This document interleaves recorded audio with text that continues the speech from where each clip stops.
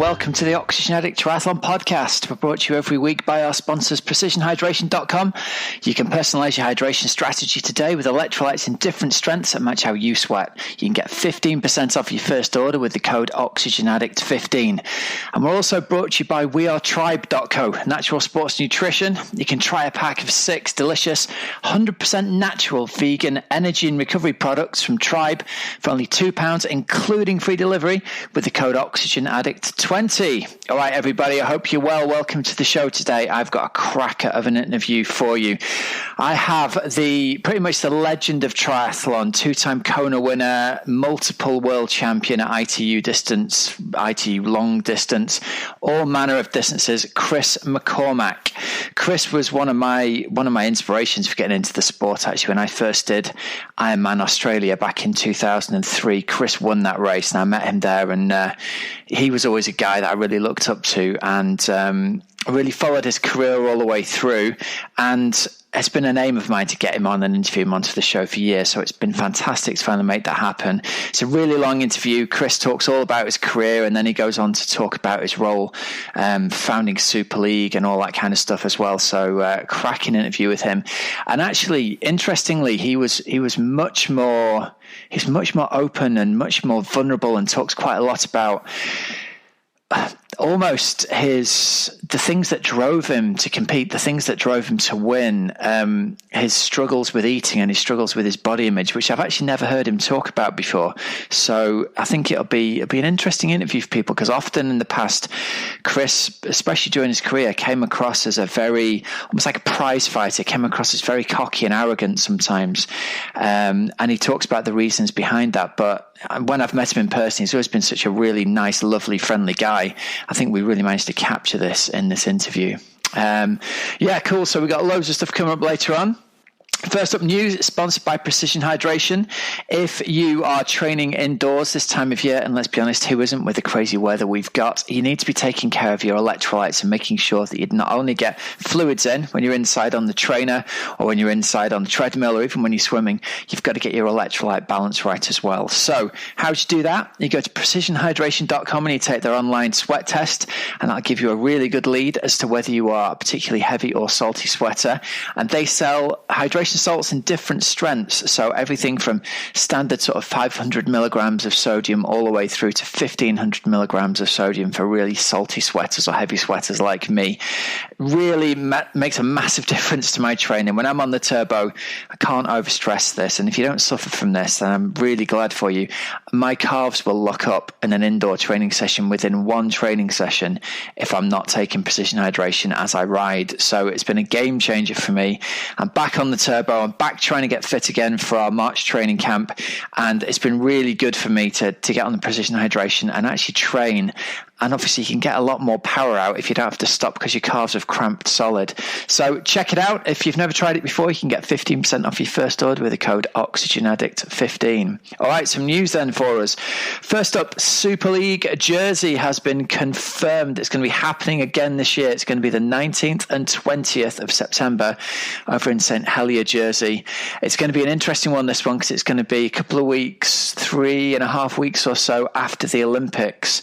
And I know the guys are working behind the scenes to secure contracts they'll be trying to get all of those Olympic medalists there. So it'll be a really amazing chance to see up close the Olympic racers, the Olympic champions, hopefully, and a lot of the big name stars over both sprint Olympic and 70.3 distance racing head to head over different distances. There's also going to be age group racing. There's also going to be the corporate team enduro. So yeah, let's get over there and get down to see it. You can check that out over at SuperLeagueTriathlon.com. There's all kinds of stuff on the internet about this as well. They've got a very cool competition on at the moment to win 3-night stay at the Radisson Blu Hotel as well. So you've got about a week to enter that competition. So get on Google, find it, get entered. You can have 3-night stay plus flights and 2 age group events for those races there. So if you're in the UK, get on it and get entered. Next bit of news. This is a big one, actually. The PTO have announced that not only, obviously, they had the big announcement about the prize fund at the Collins Cup, and there was unsurprisingly in this day and age, there was some pushback on that with people saying, well, it's just going to be the few top athletes getting richer. This isn't really helping the pros out in the sport. But they've come out and announced there's going to be an extra $2 million bonus prize pool for the pros. So again, it's going to be really good news for the top 20. So 20 male and 20 female athletes are going to share in $1.5 million. So extra big payday for them. The top ranked athlete at the year there is going to get $100,000. So equal to winning Kona pretty much, as like an end of season bonus, which is massive. So 1 through 20 get to share that $1.5 million. The next 30 athletes, so 21 through 50 on the male and female, are going to share $300,000. So they're going to get $5,000 each. The next 50, so 51 through to 100 on both male and female, are going to get $2,000. So it might not sound like a lot of money, but to put it in context, $5,000 for being the 50th ranked pro, that's the equivalent to winning some of the events, even things like Ironman Lanzarote. So really nice bonuses for those athletes who, we've had a lot of these young pros and neo pros on, and it's a real struggle to even get themselves to races sometimes, let alone to actually make a living. So it's going to make a significant difference to them. So nice work to the PTO. Loving your work. Great stuff. All right, Coach's Couch this week. I want to say a massive shout out to everyone who joined us on the Oxygenetic Triathlon Podcast Power Hour on Zwift. So every Tuesday at 7:15 p.m. UK time, we're going to be having an hour's interval session structured by me, programmed by me, led by me. We had over 75 athletes join us for the first one. So let's see if we can get the numbers up over 100. We're going to run these every Tuesday, as I said, 7:15 p.m. UK time. Everyone trains together. You set your own FTP in Training Peaks. The group stays together on the road. If my FTP is 200 and yours is 400, as long as we're working at the same relative effort, our little dudes stay together on the screen, which is brilliant. And we had loads of positive comments after that first one. So I invite you to come and join us. There's a link in the show notes, or you can just search in the Zwift events. For 7:15 Tuesday evenings. So, and rather than do questions this week for Coach's Couch, what I thought I'd do is I'd read out a few comments from our Facebook group from athletes who've been training their backsides off over the winter. If you're sitting here and thinking, well, I don't know about joining a structured workout on Zwift, will I get more out of it than just training on my own? Here are some comments from some of our athletes. Chris Parr said, I did my FTP test last night. Despite having a current 100% completion rate on my key sessions and following the rest of the program pretty much to the letter, for some reason I went into the test with low expectations. However, much to my amazement, the FTPs increased from 193 in October to 212 in December to, wait for it, 235. So a 20% increase since October. Nice work, Chris. Simon Maguire on his run said, so many excuses today I could have used to not go out. I planned to do a 10K, and again after 5K my mind started to go places about take it easy, etc. I'm glad I pushed on in the cold, wet and windy conditions. A new PB of 58:15 down from my first TT 5 weeks ago of 1 hour and 4 minutes. So a 6-minute improvement there, 5 weeks in, and I really feel these methods are working for me. A super solid week of training, and tonight I will eat pizza. Nice work. And finally, a shout out to Mohammed Amin El Saeed, who raced at 70.3 Oman, and he said, man, that was tough. During the run at times, I didn't think I could honestly do it. Thank you. Most of all, thank you to my Team Oxygenetic teammates. When I was about to give up during the run, I thought about you all cheering me on, and I didn't want to let you down.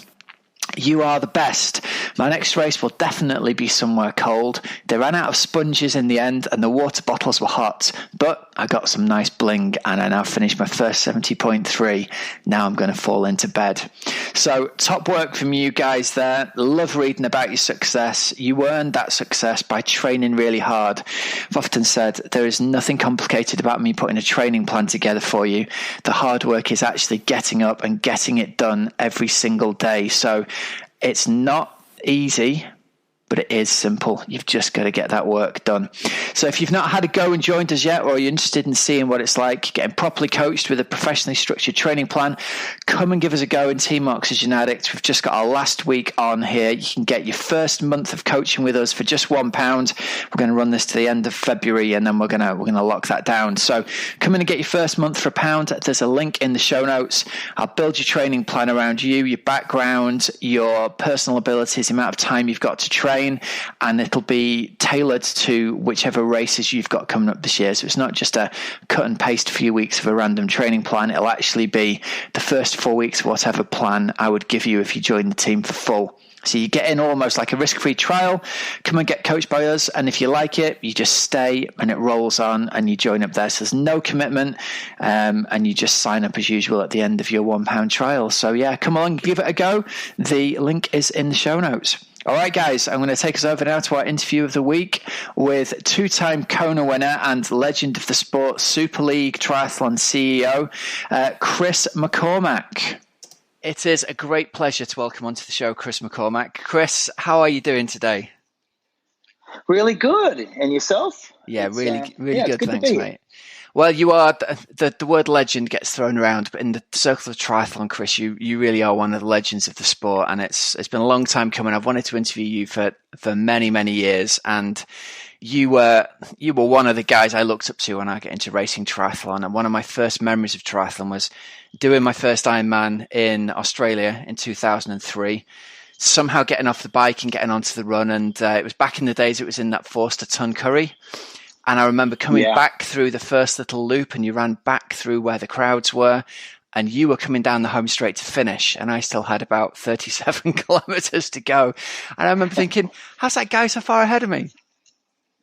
Yeah, I was very green then, 2003. I was only my second year into Ironman racing, and Foster would have been my third Ironman.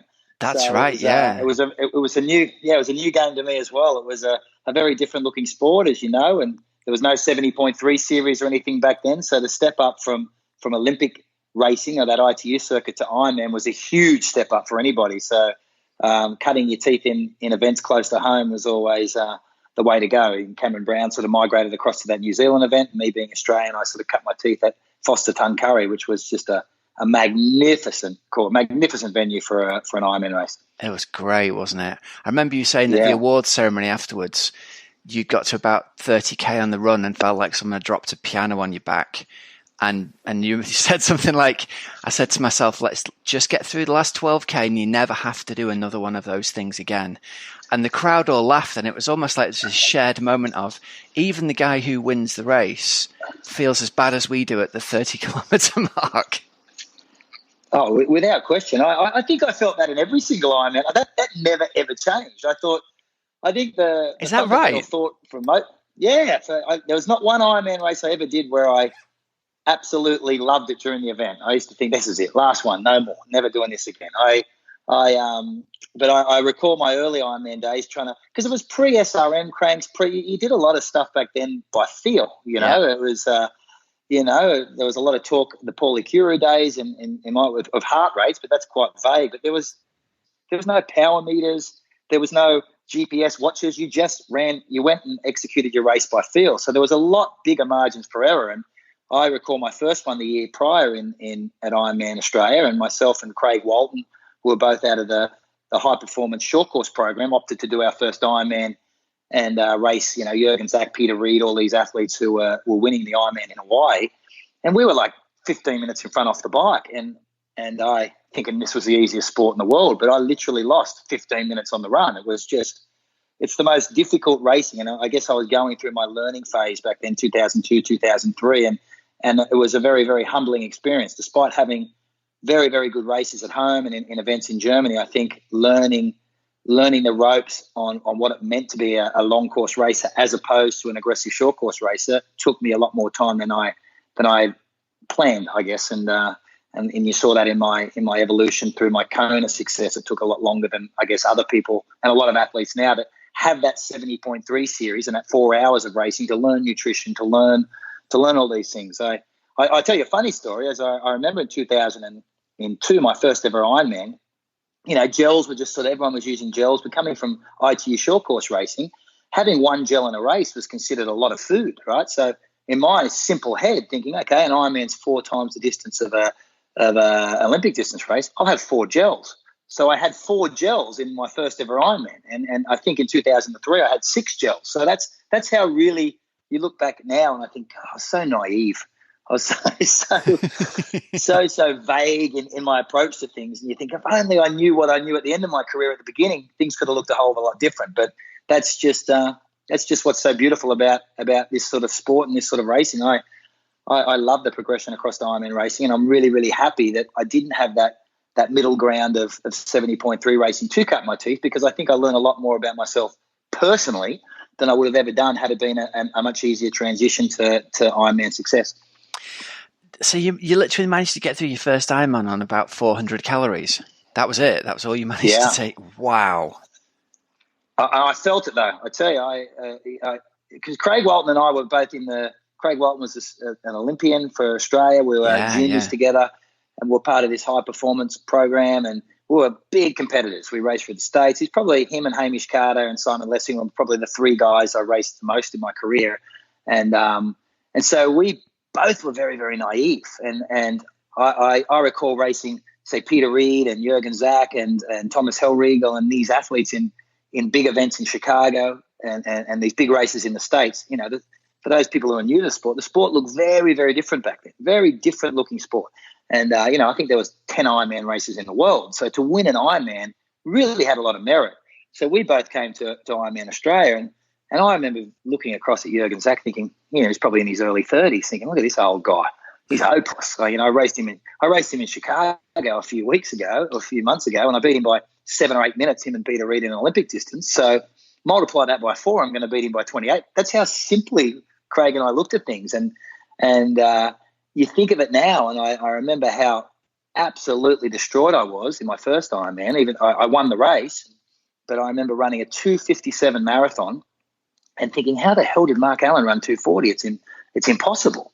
How did they do that? Because I couldn't train any harder. I couldn't run any harder. And I just never really put the nutrition piece of the puzzle together.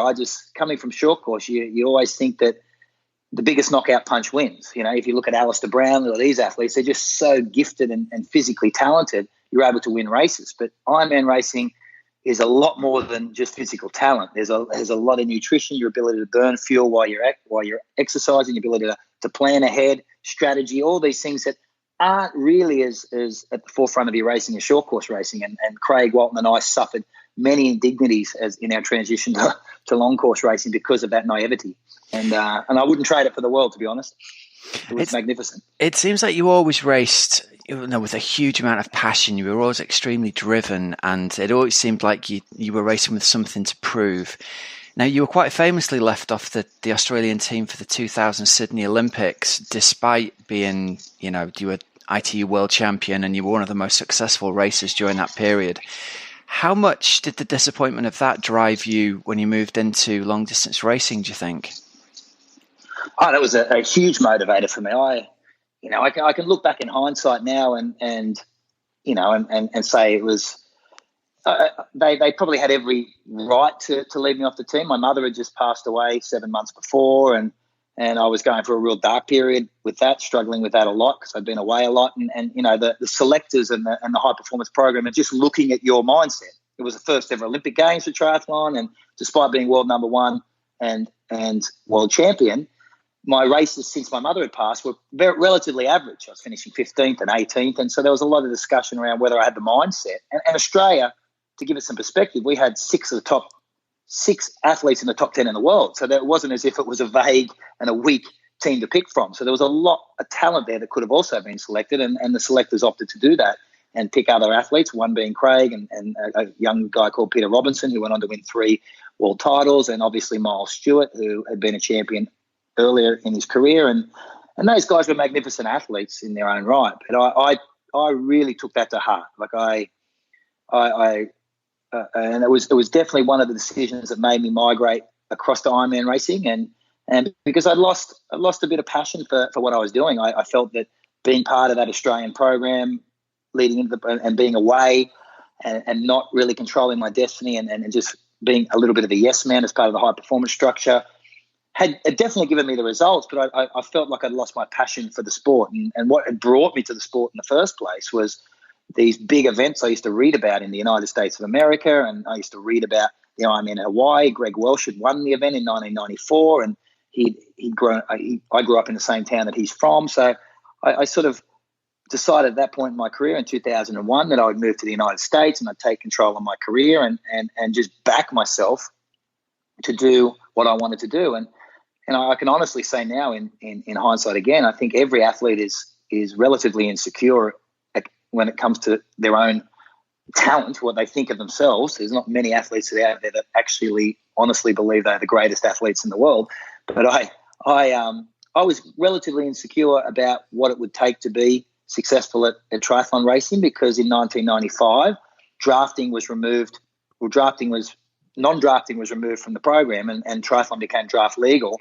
And so that big power bikers were taken out, the Spencer Smiths, the Brett Rashinis from this part of the world, the Brad Bevins, and it became a big swim, solid bike, big run race. And I always saw myself with a lot of bike power. So I was insecure about my run and insecure about many things in the sport, that I sort of retreated a little bit into a group of people that believed that I could do it, and they became my shield. And we used to be very vocal and passionate about what we wanted to achieve, because I believe that you could sort of reflect that on your competitors and create self-doubt in them, and ultimately have them second guess themselves. And in endurance racing, when athletes second guess themselves, in that time during a race where they're hurting and they're second guessing their ability to win, that's the time when the competitor can actually win it. And I found that being that passionate and being that vocal about the way I raced really worked in my favor, and it sort of fed my own insecurities and fed my desire to train harder, and it just worked for me. Other people didn't like it. I would have loved social media back then, because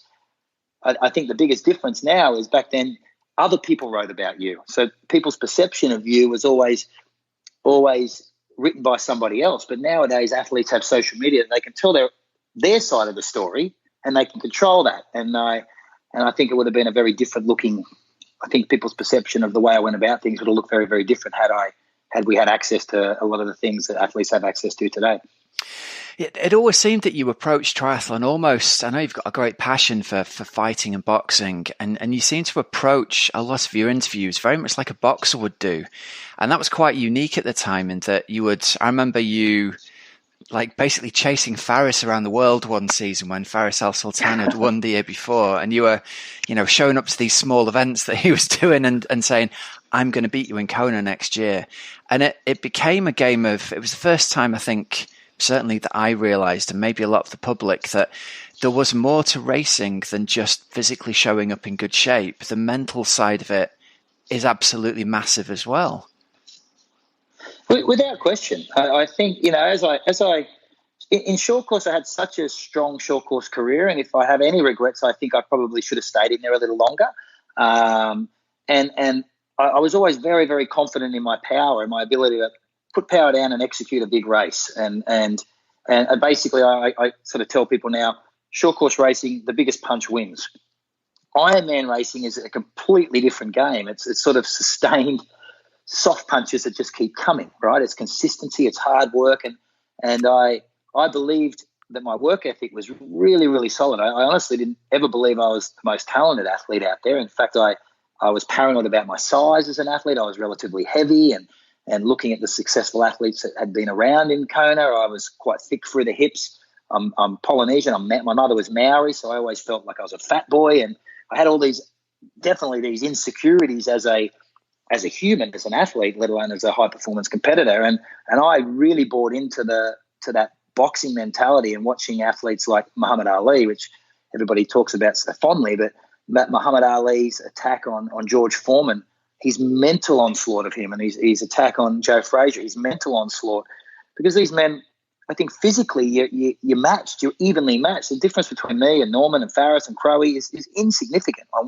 We race 10 times, it's probably going to be 3-3. So what happens on race day is what happens out there on the course. So if you can get into their head and create this fear that they believe that you have absolute belief in yourself, they're the things that bubble up to the surface when you're struggling in a race. And I give you the example for myself personally. The person who did that most successfully to me was a guy called Simon Lessing, a legend, right? And everything Simon could do, I could do. I could swim with Simon. My track times were faster than Simon's, over 10K on the track.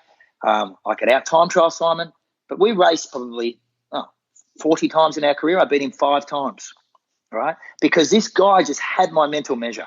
He was so intimidating. He was so frightening. The way he spoke to you, the way he just ignored you. It was. I look back now and I think I desired so much to be recognised by Simon that it consumed everything I thought. So that when we're in races and he applied pressure and put a move on, you start to go, well, it's Simon Lessing, and you succumb to the onslaught. And he taught me, without meaning to, he just taught me that arrogance and that self-confidence, and if you know Simon, he doesn't have those naturally in life. He just had them when he put a number on, create doubts in the other competitors, and a lot of the time those doubts determine races. And, they won me a lot of races, and I believe that everyone acts like a bully, and if you act like you know what you can handle yourself and you can punch the guy in the head and you can do all these things and you act like that this is real and you really believe you're the greatest, then they'll question themselves when it matters most, because races are won in those moments where things are going bad, not where things are going good. And everyone in an Ironman, you probably suffer for an hour, and it's different parts of the race where you suffer, and that hour is where the race is won and lost. It's not the 7 hours where you feel good, because for those 7 hours I can keep up with everybody. So it's dealing or trying to create those doubts and those insecurities in your competitors when they're suffering those indignities of pain during a race that ultimately win you the race. So for me, picking those fights and challenging them and being almost like a crazy lunatic, like a Muhammad Ali, there was method to that madness. And I think I won 18 Ironmans. I think I won 8 of them by bluff, really. Really? I was gone. Yeah, I was gone many of these Ironmans, but I'd see them, I'd wave. If you watch the Konas in 2007 where I went and Craig Alexander's second to me, he was actually eating into my run lead at that time, but we were coming out of the energy lab and I give him a flick of the fingers. Good luck, Craig. Great race, mate. Hold on for second. Is what I say to him as he's running the other way. I just put into his head that I was gone, absolutely gone. And they just second guess themselves. Ironman is all a game. We love to talk about the physicality of it all, but at that high end, that top end, it's a game of it's all mental. It's all in your head. The whole game is an uncomfortable, terrible conversation with yourself, second guessing all those questions that come up about the people you're racing, about your own insecurities, about all those things, and dealing with them on the spot.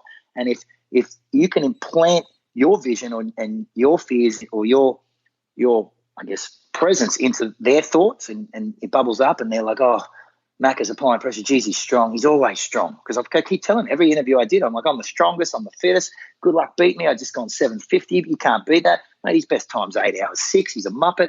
I used to tell it constantly where I could, because they pretend they don't listen back in the day, but everybody used to read everybody's stuff. It's nowadays everyone follows everyone on social media, but back then everyone used to read the magazines. And so for a lot of the amateurs that followed it, a lot of them thought I was an arrogant prick, I guess. But it wasn't about pleasing them. It was about me getting into the heads of the guys I had to beat, because I respected them so much, and I was so insecure in my own right that I realized I could use the media and use this bravado, this false bravado, to be like an alter ego that paid dividends in the end. So there's something I'm interested in, because obviously I mentioned before we talked on the show, I listened to a huge number of your interviews when I was training back when you were racing, and you would do long form interviews with Bob Babbitt back in the day. And that was the two things that always came across. You always seemed incredibly respectful of your competitors, in terms of, it was obvious that you were, I think in awe of them is the wrong phrase, but you clearly knew that these guys were very, very strong. But at the same time, you would have the kind of trash talk attitude towards them as well. And it's interesting to hear you talk back now about it with the benefit of hindsight, that you saw that as your job all through your career, to kind of get in their heads. It's not about us being friends now. It's about us racing and either win or you win. Have you had a chance to sit down with any of those guys from back in the day, with Norman or with Faris, and sort of talk through things now that your racing careers are over?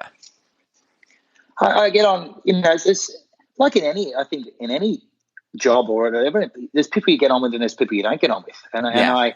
And that's just human nature. Like some of the athletes I just don't like Hamish Carter, I'm a very close friend. Simon Lessing's not my cup of tea. And maybe it's because he wounded me as an athlete. And Norman Stadler I get on really well with. We've known each other. Farris is not my cup of tea. And that's fine, right? And Craig and I are a little bit, Craig Alexander and I are a bit gritty, but we've never really been close. We're very different creatures. And what I found was there was a common desire as an athlete. Yeah, I've always believed I was a good sport and very, very respectful of the rules and that. But my job as a professional athlete, I left my occupation as an accountant. It was I entered with my eyes wide open. A lot of these people believe that their ass is going to age like wine and they're just never going to stop. I was very clear in my head. Okay, I've got a finite amount of time in this. I've got, the difference between being a legend, as you call it at the start of the show, and being a nothing is results, right? So I can't waste any opportunity, and I've said you don't pursue goals, you pursue opportunities. And so every opportunity, every time I pinned on a number, I took that very, very, very seriously. Very seriously. It was what I was doing. Otherwise, I call them triathlon tourists now. I never wanted to be a tourist. I wanted to be respected. I wanted to respect myself, right? I wanted to make sure that when I retired, I was happy to retire. I retired on my own terms, and I got everything I could possibly get out of myself, and I wouldn't second guess anything. And so I think what sort of happened in this evolution of the media and the sport and Twitter and all, Facebook coming towards the end of our career, and my lack of understanding of that as a medium to communicate your messaging, which the athletes nowadays do so effectively, was aligning with the key media people like Bob Babbitt and at the time there was Triathlete magazine, and having them understand who I was, because as I said earlier, they were the people that influenced what people thought of you. They were the ones that wrote Chris McCormack's a nice guy, or I think he's an arrogant turd. And some of those people didn't like me and others did. And it was just a very different looking world back then. But from an athlete's perspective, I get on well with a lot of the guys, Paul Amy, all my closest friends I have from this sport. The sport's been nothing but magnificent to me. I love it. It's the greatest thing I ever discovered in my life. It's like, it's my pot of gold. Like I could have been still struggling trying to make it as a runner and been frustrated. And by chance, I found this beautiful sport of triathlon. It gave me my life, my wife, my kids, my friends, my businesses, everything. And so I'm very, very thankful of it. And but I don't feel the need to. I was never, this modern era, and I guess to some degree the professional element towards the end of my career, this desire and this need to be happy and friendly with everyone. It's just so fake. It's not real.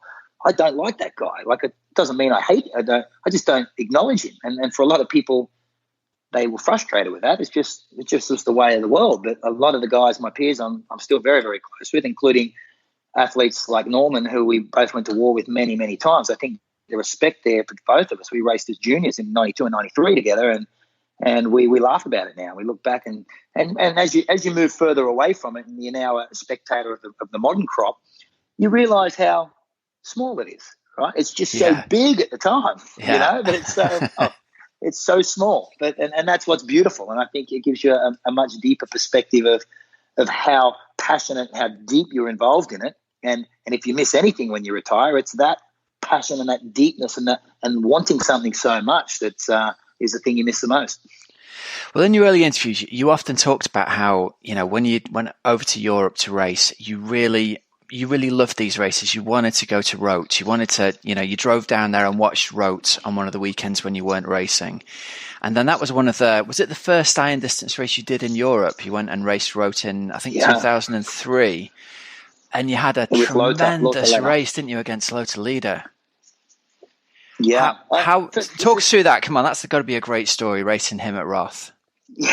Yeah. Well, for me, I think fundamentally I was a tri geek, right? Like I read about triathlon in the late 80s. I did my first race in 1990, and I was a geek for it. So, and as you know, being a person around back then, we lived through magazines. So your magazine would come out every quarter. So I used to read stories of Roth, and back then it was Ironman European Championship, Ironman Germany, and read about Jürgen Zach and read about Mark Allen going there and being destroyed by these Germans, a young kid called Thomas Hellriegel and Lothar Leder and just all of these guys, and just thinking, one day, man, I just want to go over there and race on that course because, there was events like Zoffingen that don't really exist anymore, but they were massive events when all you had was 32 pages in a magazine that came out 10 times a year.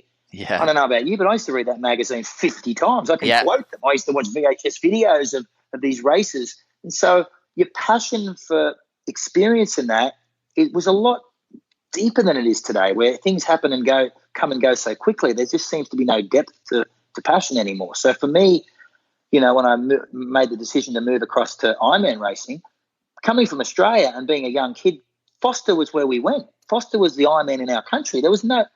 I was going there because the Paulie Cura went there. I remember being an 18-year-old kid going, one day, mate, one day I want to lead into this town. One day I want all my friends here looking at me leading this race. This is all. So that was why it was my first race. People were like, oh, was it the money? Was it that? I'm like, I don't give a rat's for the money.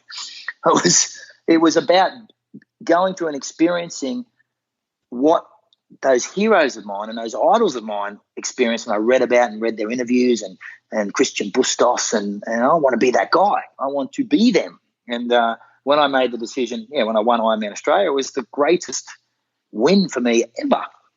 I was like, I won Ironman Australia. And was it really? Was it bigger in your head than like the World Championships in '97, things like that? That was where your passion was right from the start. It was on par. Yeah, to be the first in 2002 winning Ironman on debut, Ironman Australia in Foster, and Australia hadn't won there for 12 years. It was, for me, I'd been going there as a fanboy for 10 years, 12 years, waiting for an Aussie to win it. And so I went into that race with that drive.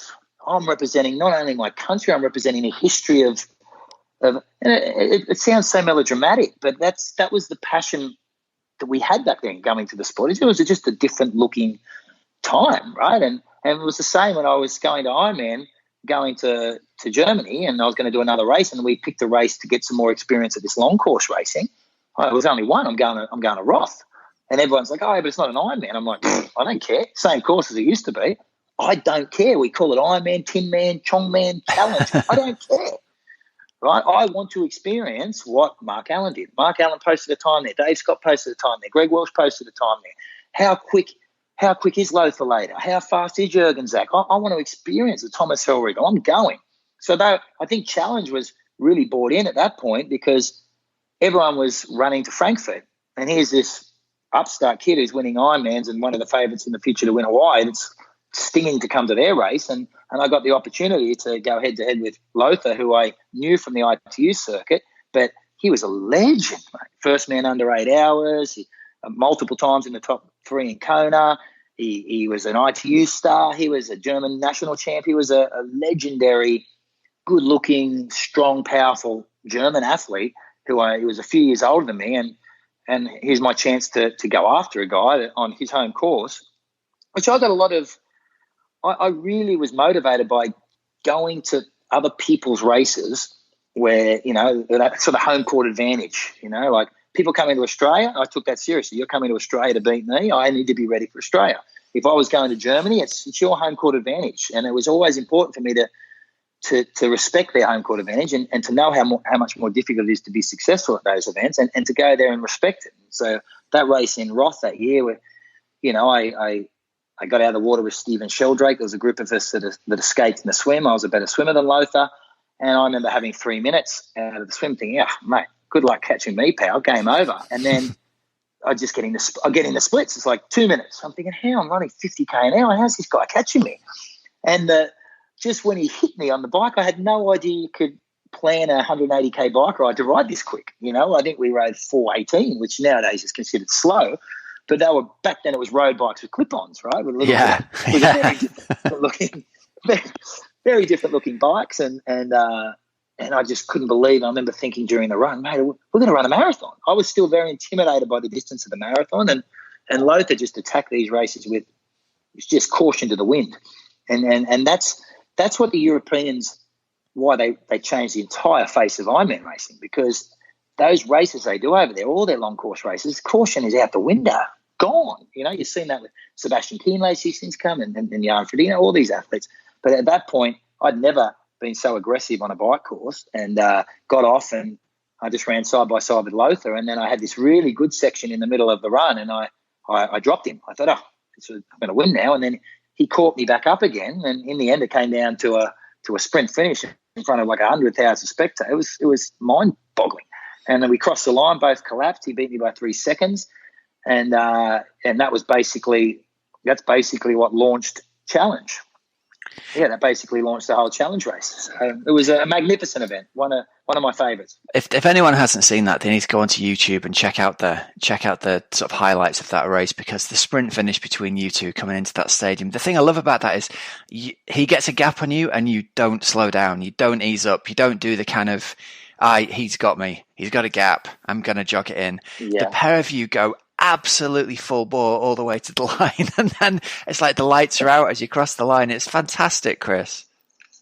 It was amazing. I still, because being a fanboy of triathlon, I remember in 1997, I was in the Australian high performance program. We were based in Germany, preparing for the Olympic Games. I was world number one, chasing a world championship, and I asked permission from Brett Sutton, our national coach, if I could drive to Roth and watch this $50,000 race that they put on with Luc van Leer. And he's like, why would you want to do that? Because, as I said, I used to read about it, and he gave me permission. I drove 3 hours to Roth, sat there, and I watched Luc van Leer catch Jürgen Zach with 400 meters to go before they're going to go 7:51, break the world record. And I remember thinking, my God, this is the coolest sport on the planet. This one day I'm coming to this race, and I still vividly recall coming down and seeing the bridge, and I'm side by side with Lothar later going, wow, it's 6 years on.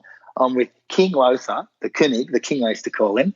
I've got all these people. I was one of these people a while ago, and I'm going to win because I'm a short course sprinter. I'm going to outkick this guy. There's no problems in the world. But what I never realised is sprinting at the end of an Ironman is very, very different than sprinting at the end of a 10K. And Lothar was just so much stronger.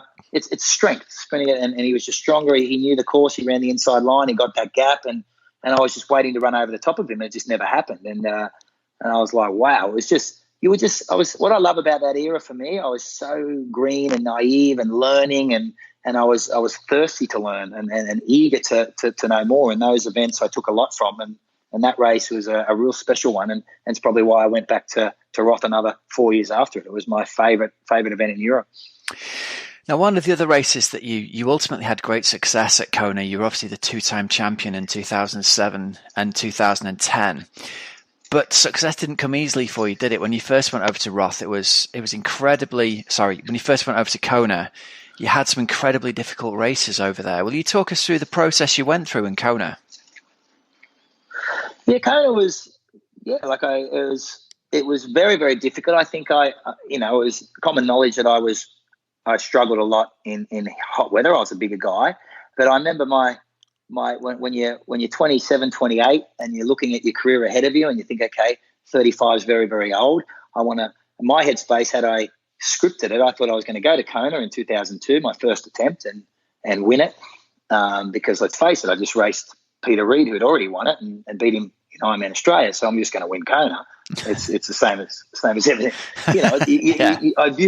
I viewed things very, very simply, and then I'm going to come back and win Athens, try and win the Olympics in Athens, and that's going to be my career. And how beautiful is the book going to be and the movie, and all jokes. But you think, but it just never worked out that way. In 2002, I had a 14-minute lead off the bike, myself, Jürgen, and Thomas, and I high-fived my father running out of town, thinking, how can I lose with a 14-minute lead? By 5 miles, Thomas had run past me, who I'd had a war with at Ironman Australia only earlier in the year. By 10 miles, I was walking, and by 13 miles, I couldn't take another step. I was cramping on the side of the road. I was gone. I DNF'd.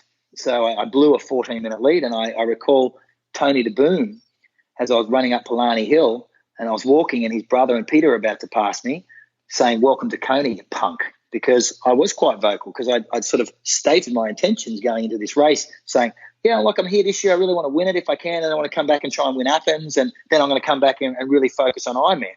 And it'd be like some young kid coming today, saying, I'm going to win Kona this year. And I'm like, mate, who the hell do you think you are, right? And I was that stupid kid that said it. So there was a lot of people that were satisfied with that first year failure, and I as any athlete does, when you leave an event like that, you try and justify in your head what went wrong. And you can either be brutally honest with yourself, or you can tell yourself some porcupines, a few fibs. And I sort of justified my failure there as, it's a nutrition thing.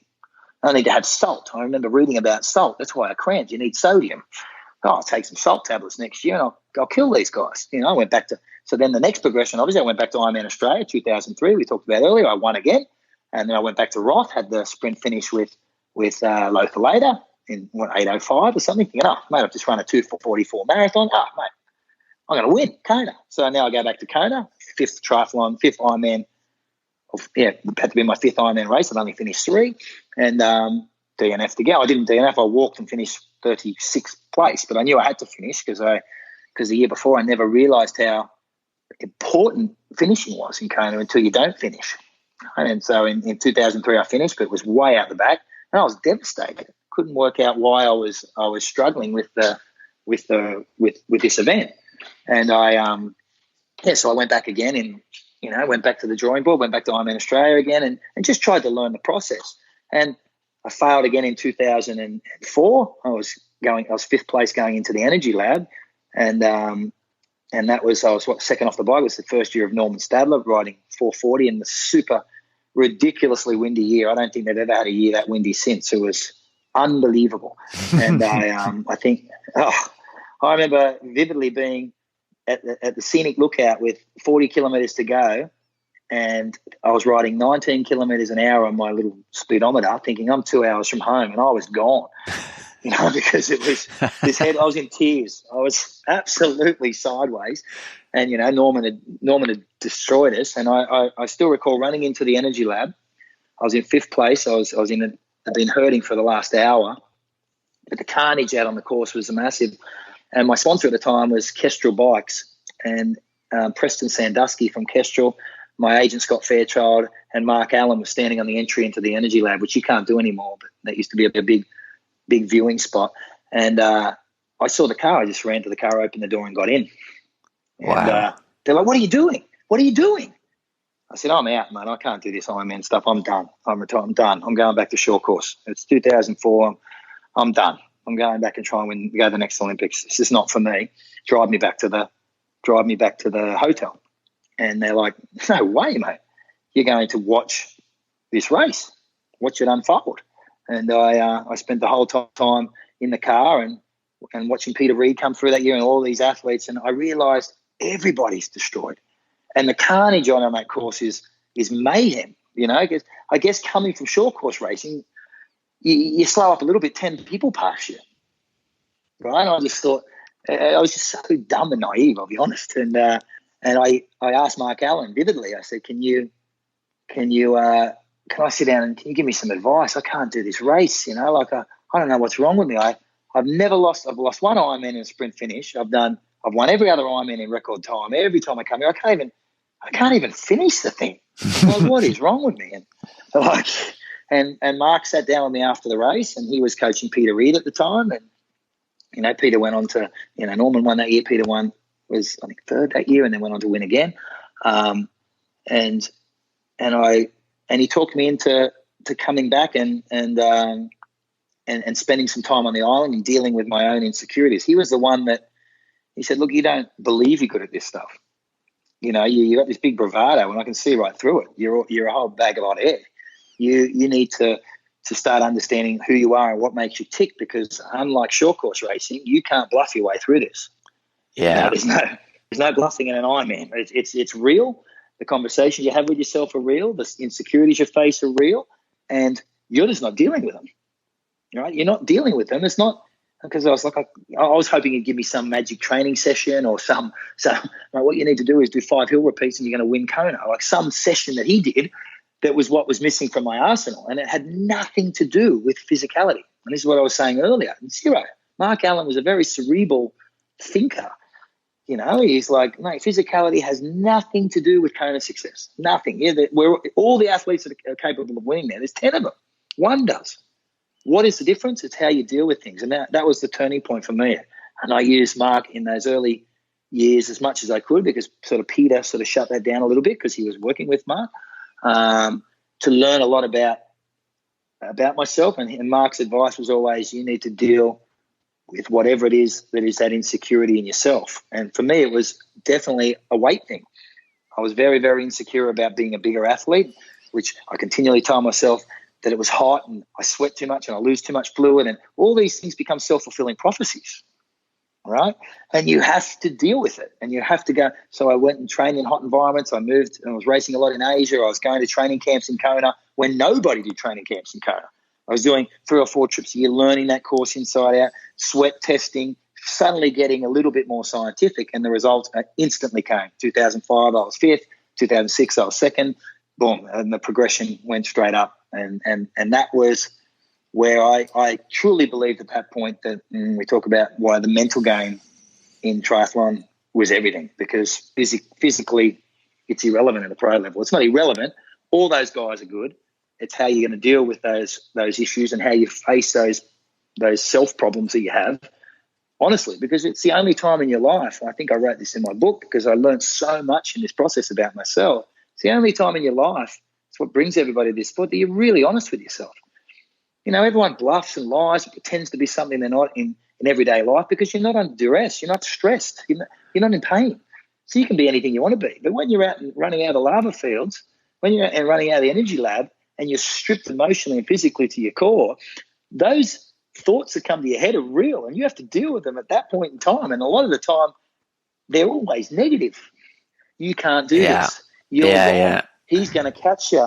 And it's how you deal with that that's key. And that's what Mark Allen taught me. And that was why I realized I believed focusing on that in my preparation moving forward brought me all the success in Ironman racing later in my career, because I realized that was my Achilles heel. It had nothing to do with big, sweating more, heavy, all these things that have been my go-to excuse. Oh, well, I'm dehydrated, I cramp because I sweat too much, and you know, Thomas Hellriegel's small, he doesn't sweat, it's not fair. You know, you're not supposed to. You know, that's how you justify it to yourself. So and that's what Mark gave me, and that sort of was really the turning point in my Ironman racing, and really taking that part of the game serious for myself. And in my takeaway from all my years of triathlon racing, that process of learning about who I am and what I am and respecting that as a person, I took more from that period of my career than everything in my life, because I realized I can do anything I want to do if I just face up to my fears. You know, and you hear all those punch words, chase your fears, face up to your fears, but you've got to really action that. And when you actually really, really action that, it's so powerful. And that was, for me, the turning point.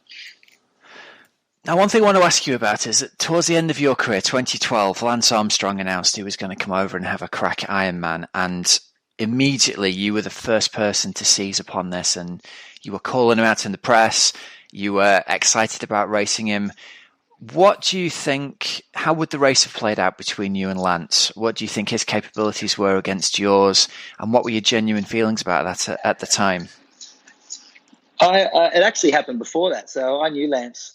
I've known Lance for quite some time. And in 2010, after I won in Kona, I was in Austin with Lance. And we were out at dinner at a Japanese restaurant. And we were chatting away about, and I said to him, what are the questions on triathlon? Are you thinking of making a transition across to Ironman or triathlon racing? He's like, yeah, I actually think you're making a comeback to it. And my exact words from them were, look, hey, man, you're Lance Armstrong. And this is how it all came out. Bob Babbitt was heavily involved in this as well. And it all came from this conversation at a Japanese restaurant in Austin. I said, I'm the world champion, the best in my sport. You're Lance Armstrong, the best in your sport. But if you're going to come back to triathlon, why don't you and I race? Bugger everybody else. Why don't I go and I'll try and sell it to the Australian government. We'll go to Hamilton Island or somewhere, and you and I race over some distance, and we'll announce your comeback to triathlon racing, and we'll reap all the financial benefit.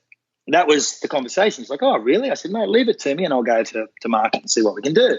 So I got Bob Babbitt involved and my agent, and I came to Australia, and it was right as Ironman Cairns was about to take off. So back then it was Challenge Cairns, and I went to the Australian government, and we got a whole bunch of money to do an event in Hamilton Island. So people are like, oh, that's where Chris did his SuperLeague. I knew the CEO of Hamilton Island. He was heavily connected to the government of Queensland. That money ultimately ended up going to Cairns when we didn't take it for the Lance race. And I went to Lance because he told me the figure I needed to pay him in order for this to happen. And we were going to call it the equalizer, which you've probably heard that word before because I use it in SuperLeague. Yeah. Equalizer was going, right? The equalizer was going to be day one. Lance and I were going to do a time trial, right? A bike time trial over a set course, raise money for 2 foundations. And whatever the difference in that race was, in that bike race, it was basically bike rider versus triathlete. We both got to do each other's sports, and the winner is the winner, right?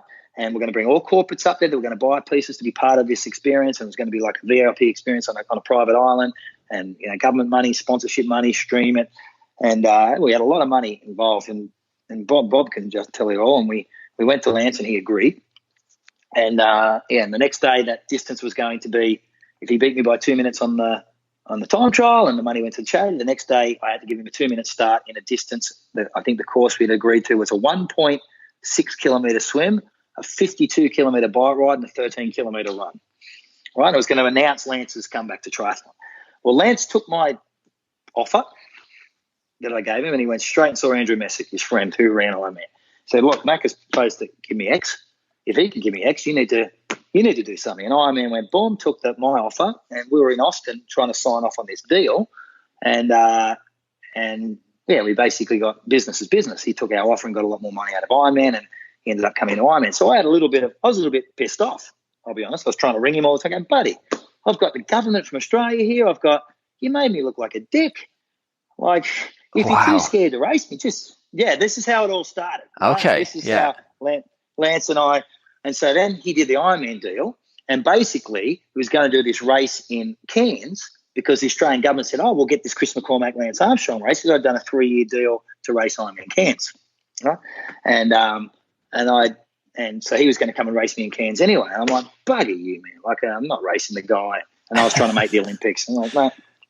And I was calling him out all the time. And what frustrated me was all the professionals within the sport of triathlon fell in love with Lance, thinking, and I'd just been through an experience with him going, mate, this guy is about Lance, right? You're not going to, if there's a piece of cake, he's taking more than 3/4 of it, and you're going to be left with the crumbs. Like, stop. Like, you're missing what's going on here. You're so blinded. You're not seeing the business that is Lance Inc., right? It's and that's why I was always calling him out. And then he went, if you recall, he went to Panama, the big things. He got his ass absolutely handed to him. And I text on Twitter when everyone's like, oh, great race, Lance. I'm like, 7th place, mate. I could do that fat and unfit. You got beaten by a bunch of, because I know. You were fuming, hey? I was fuming, and I wanted to pick the fight because I wanted to race him. And then obviously, all know what happened, and he got in trouble, and it all went by the wayside. He never got to do the Ironman in Nice. We never got to race Ironman Hawaii. How do I think he would have gone? Magnificently.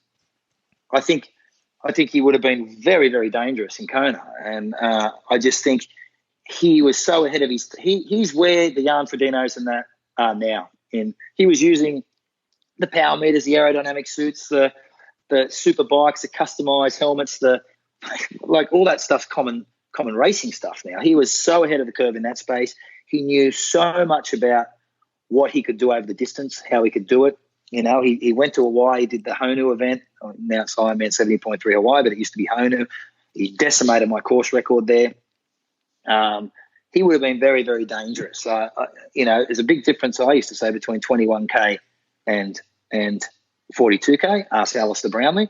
But I still think his bike would have been in that 4.8 realm, 4.7, 4.8 realm, which when we were riding the 420s would have given him, he would have swum with the front group. You had the other guys off the front, but it would have given him a 14 or 15 minute lead off the bike in our era. And I just think the momentum of Lance, he is such at that time in history, he was such an iconic, massive figure that fed off that type of energy. And he would have been very, very, very difficult to unhedge.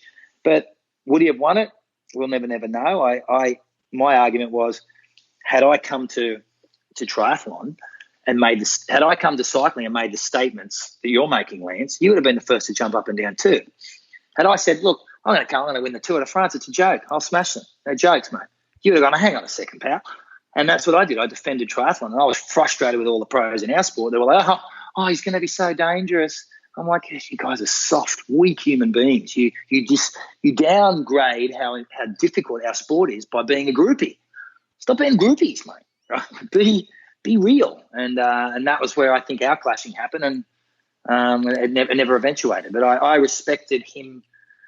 All that stuff aside, I respected him as an athlete at that time in my life. I just thought he worked hard. His work ethic was hard. His attention to detail was magnificent. His resources to do magnificent things, were above and beyond everything we had. So to underestimate how successful he would have been naive.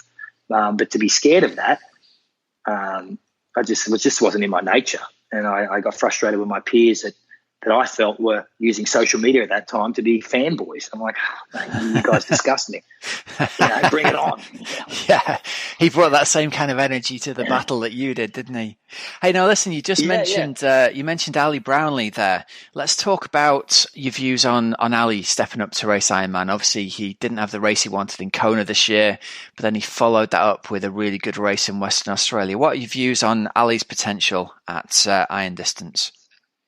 Ali will win Ironman Hawaii 100%. Alistair Brownlee is the greatest triathlete. If his head's in the right spot, and Ali reminds me a little bit. He feeds off his own.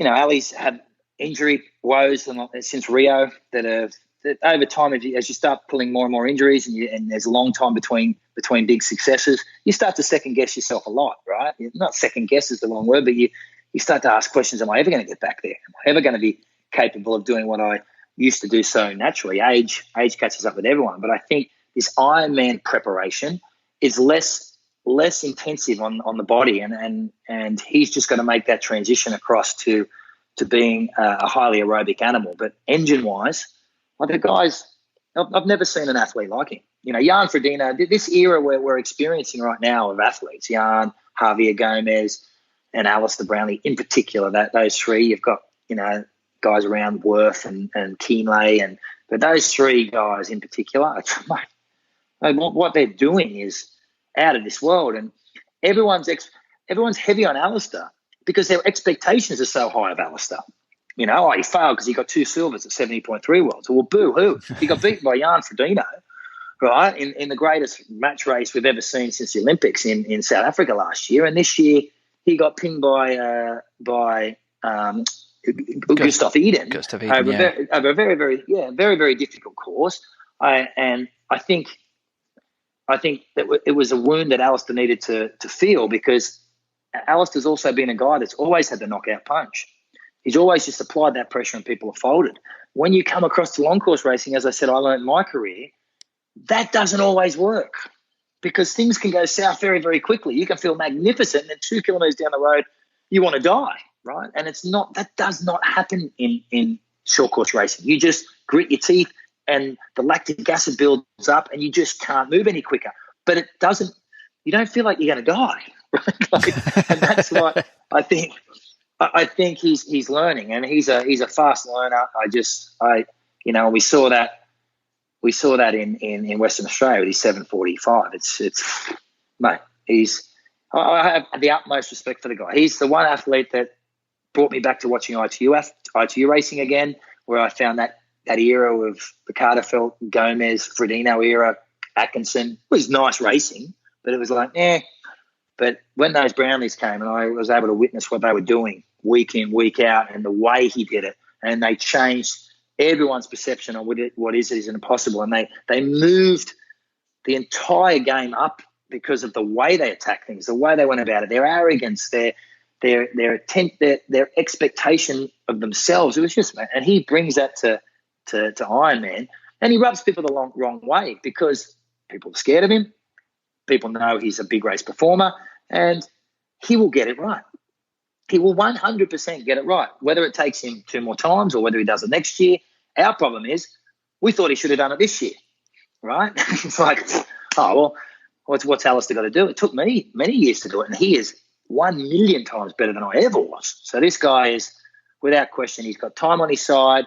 I think he's getting in a happier place. The Ironman has given him some of that strength, and I think that decision to go back to Olympic distance racing is representative of his mindset being in a better place. I think he's put a lot of good months together now doing that Ironman work with no injury. That burning desire that's just been part of his character since he was 14 has re-entered. He's not second guessing injuries anymore, and he's probably pretty saying, you know what, I'm going to go to the Olympics. I haven't been this healthy for a long period of time, and I think that's the momentum that Alistair feeds on. And when you get that Alistair Brownlee snowball going, geez, it's a hard thing to stop. And he's not going to ever second guess himself in Kona. And he's the type of guy that I think is capable of doing everything Jan Frodeno has done. Jan is the most professional and beautiful Ironman athlete that's ever walked. Alistair is just more talent on top of. He's not as pretty to watch.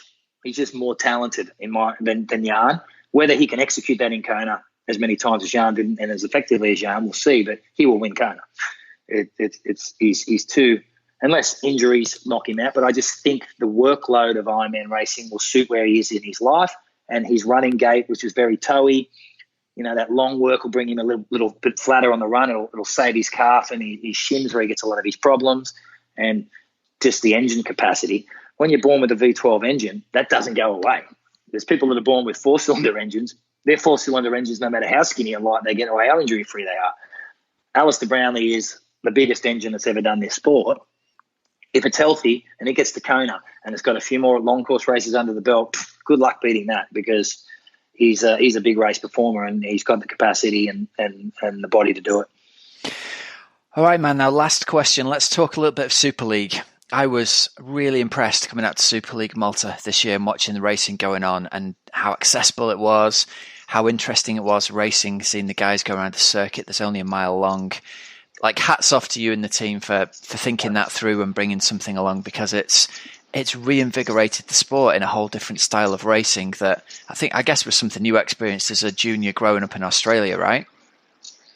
Yeah, without question. I think, you know, when you get old and you retire and you, as we said earlier, you're able to sit back and appreciate. You're not so engulfed by it. You're able to appreciate the sport again as a fanboy, and that I think that's what I've enjoyed most about retirement. That I'm not so consumed by it, where I lost my way a little bit personally, and I wasn't able to appreciate how beautiful the sport is. And for me, it was about reflecting on what do we need to do. What do I need to do to make this sport, people feel the way that I feel about this sport? Am I the only guy in the world that really cares as much?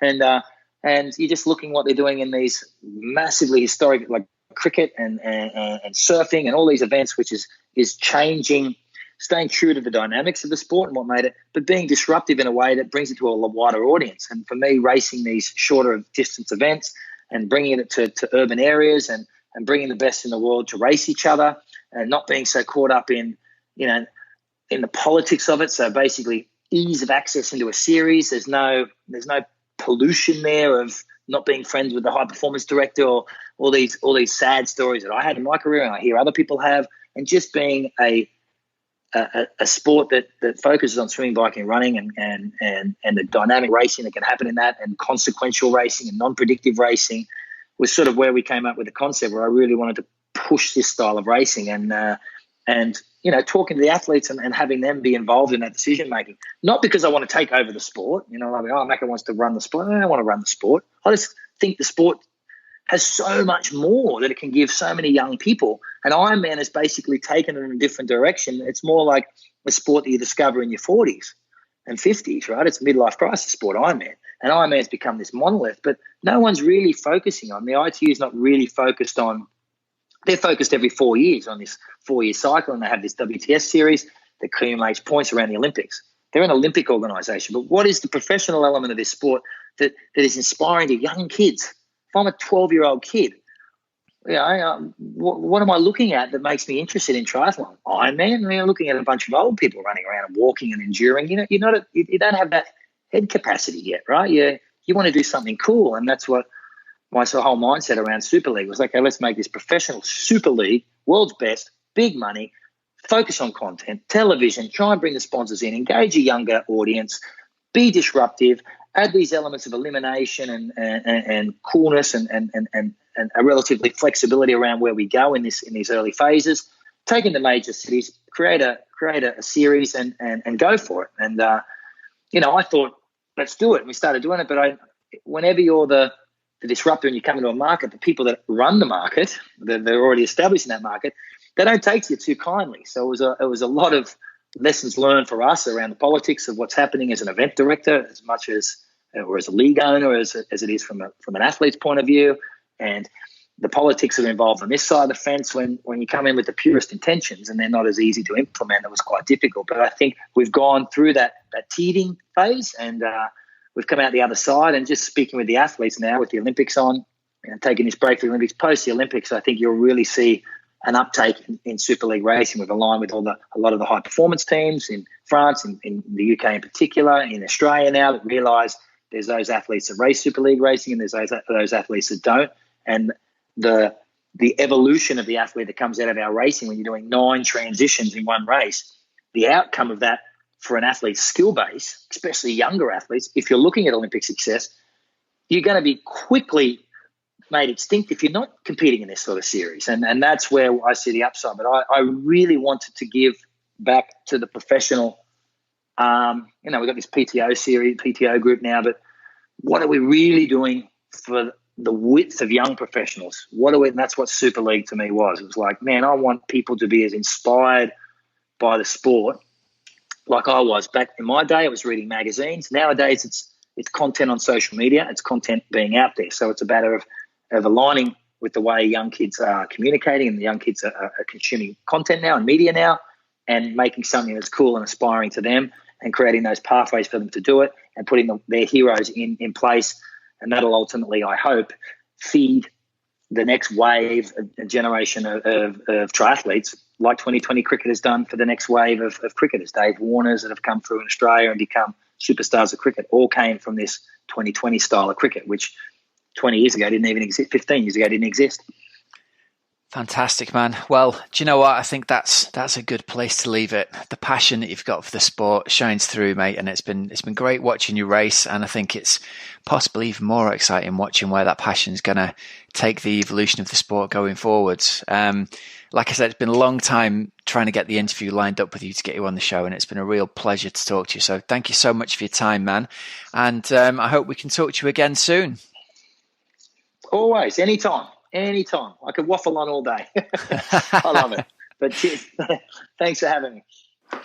Fantastic interview with Chris there. Like I said at the start of the show, I really loved his vulnerability and his openness there, and I think he's doing an awful lot for the sport. I think his legacy with SuperLeague Tri is actually going to be greater than his legacy as a racer. I think he's done a lot to shake up the format, and I know from the pro athletes I've spoken to who've raced Super League, they really enjoy the different format, and more importantly, it's another way for them to be able to make a very decent living in the sport as well. And it's also shaking up age group racing as well. When I raced in Malta this year, I had a real laugh. So like I said, if you're interested, check it out. Go over, have a 3-day holiday, go and race Super League for fun and watch the racing, and it is a great festival atmosphere. All right, so results sponsored by wearetribe.co, natural sports nutrition. I really encourage you to go over and check this out. If you haven't tried it already, they've got a special offer on for our listeners. If you use the code OxygenAddict20, you can choose a box of 6 products for yourself. You can have either energy bars, you can have the recovery bars, you can have the recovery shakes. You can mix and match and choose exactly what you want in your box. So 6 energy bars for riding or 6 recovery protein bars for after riding. It's a no-brainer for £2 delivered. Really delicious, all natural, vegan energy products, recovery products. I love them. Get posted through your door in a natty little cardboard box. They are awesome. Get over and check them out. Check out that double cocoa recovery bar. That's one of my favorites. So the results I've been seeing then, 70.3 Geelong down in Australia. We had wins for Josh Amberger and Hannah Wells. Oh, Josh was very happy to get a win up on the board. He ran down Sam Appleton to take out the win. He did a 1:14 half marathon to take out the win by just 30 seconds with Tim Van Berkel in third. We had Tim Reed, Matt Burton, Craig Alexander still racing there in sixth. And over on the ladies' side, we had Hannah Wells take the win from Grace Theck and Emily Luffnan. So some good early season racing now. We've got all that kicking off. We had the 70.3 in Oman. That was just an age group race. We had Challenge Wanaka going on as well. So some great stuff starting to happen and some interesting races coming up. All right, guys, that just about wraps us up for this show. So remember, join us on the Zwift Oxygenatic Triathlon Power Hour, Tuesdays at 7:15 UK time. Thanks to our sponsors, Precision Hydration. Use the code OxygenAddict15. Tribe Natural Sports Nutrition at wearetribe.co. You can use the code OxygenAddict20. And Thriver.co, if you're looking to get some blood tests done, you want to see what's going on inside your body, get all manner of blood tests to check out what's going on with your health over at Thriver.co. Use the code OxygenAddict50 for 50% off your first test. And remember, if you're looking for triathlon coaching, teamoxygenaddict.com, you can get your first trial month for £1. All of those links are in the show notes, so you don't have to remember them. You don't have to email us asking them what they were. And until next week, have a great, safe training and racing week, everybody. I'm Coach Rob Wilby, and you've been listening to the Oxygen Addict Triathlon Podcast. See ya.